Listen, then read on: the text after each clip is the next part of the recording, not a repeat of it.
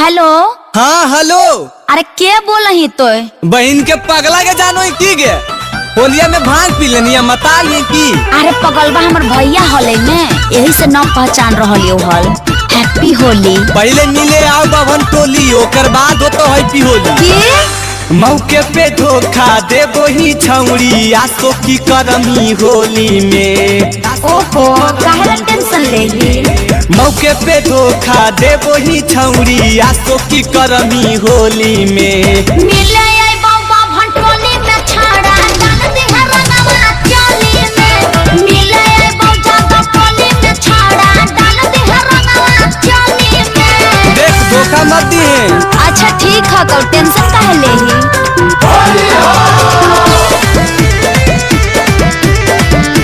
Music by Chandan Singh.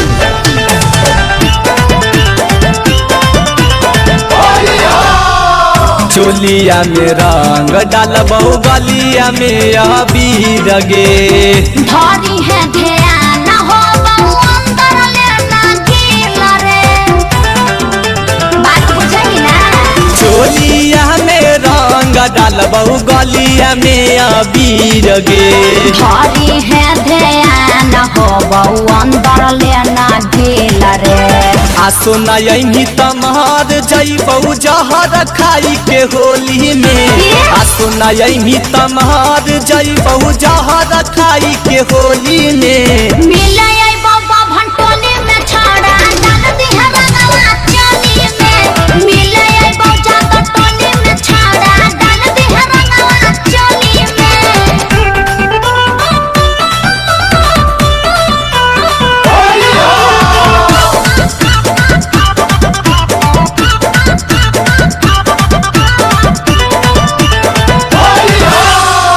होलिया के मजा छौड़ी ली है भरपूर गे।